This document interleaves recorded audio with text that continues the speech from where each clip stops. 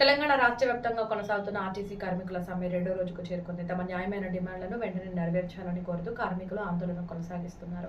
ఈ నేపథ్యంలో మధుర డిపో వద్ద జరుగుతున్న సమ్మెకు బీఆర్ఎస్ పార్టీ మధిర నియోజకవర్గ ఇన్ఛార్జ్ లింగాల కమల్ రాజు సంఘీభావం తెలిపారు. కార్మికులతో కలిసి నిరసనలో పాల్గొని వారికి మద్దతు ప్రకటించారు. ఈ సందర్భంగా కమల్ రాజు మాట్లాడుతూ గతంలో కేసీఆర్ ప్రభుత్వం ఆర్టీసీని ప్రభుత్వంలో విలీనం చేయాలని జీవో ఇచ్చిందని గుర్తు చేశారు. కాంగ్రెస్ ప్రభుత్వం అధికారంలోకి వచ్చిన తర్వాత కూడా అదే హామీ ఇచ్చినా ఇప్పటి వరకు అమలు చేయలేదని విమర్శించారు. 2.5 సంవత్సరాలు గడిచినా కార్మికుల సమస్యలు పరిష్కరించలేదని ఇది నిరంకుశ పాలనకు నిదర్శనమని అన్నారు. కార్మికుల న్యాయమైన కోరికలు నెరవేరే వరకు బీఆర్ఎస్ పార్టీ పూర్తిగా అండగా ఉంటుందని హామీ ఇచ్చారు.